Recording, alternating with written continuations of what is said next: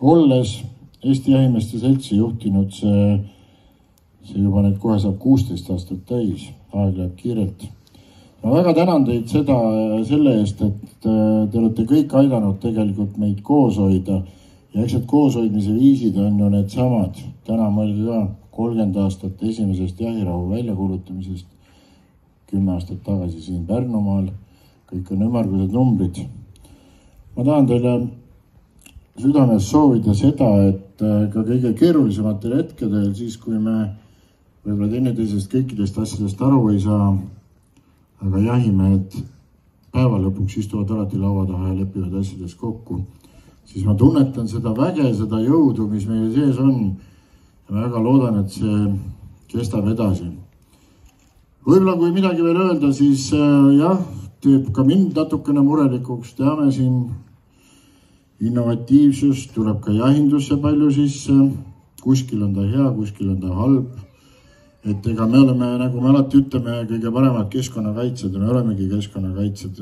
Need, kes sellest aru ei saa, mida me teeme, et peaksid mõned raamatud läbi lugema ja aru saama, et ka selles olukorras, kus rahvastik niimoodi maailmas kasvab, siis Eesti on üks imeline maa, kus me mahume kõik meie tugeva uluki populatsiooniga koos elama.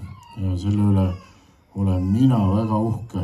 Ja see, mis meie teeme, on tegelikult nii suur osa keskkonnakaitsest ja sellest, et me tegelikult ikka, ma kordan ja ei väsi seda ütlemast, suudame jätkata seda traditsiooni, mida on teinud meie esivanemad ja suudame anda oma võtmed üle oma järeltulijatele.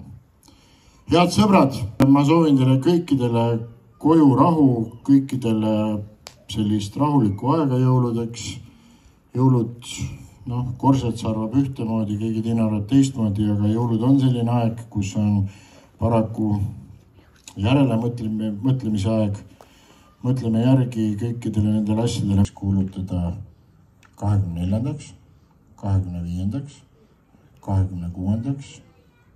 jõulukupäevaks meie metsadesse, niitudesse, põldudele välja jahirahu jõuluajaks.